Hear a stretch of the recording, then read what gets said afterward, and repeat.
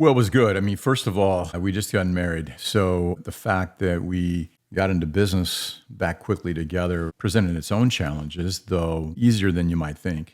Husband and wife worked together. Early on, it was, I don't want to say easy to work with her, but it was, we both were in the same frame of mind, and that was survival. The personal relationship really helped from the time that, there were very difficult times where you weren't sure that you were going to be in business the next day, or times you didn't even want to be in the business the next day. And she was there to really continuing to kind of hold up the dream that I kind of visually communicated or articulated to her back then. And so it kind of kept us going. The way it influenced, I mean, I think we influenced it by the fact that we had a culture that was, as we started to hire a couple of people, we had a culture that was a little more relaxed in some ways, even more intense and challenging and accountable than other ways, and even today.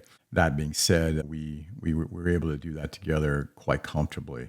And we both knew that we wanted to have a company that represented who we were as people in the marketplace. And that's the way we built the organization. Yeah, I mean, look, that's a good question, because that February of 96, March of 96 were really difficult times. We were kind of in the day-to-day, we were almost 90 days in of doing the business and really had no traction.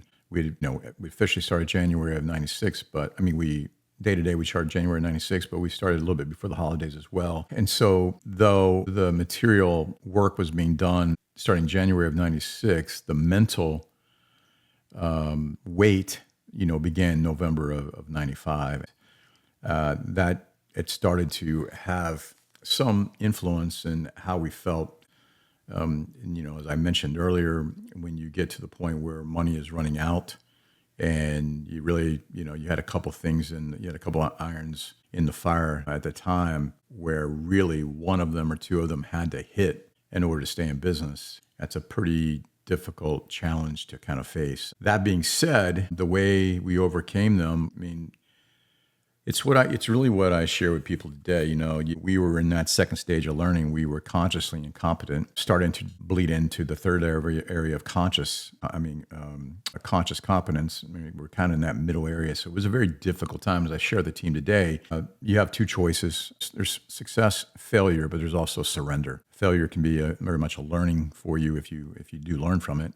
But surrender is where you hold the white towel up or a white flag and walk away. And that's where people quit. And the other choice is you dig in deeper and you put time in, which we did.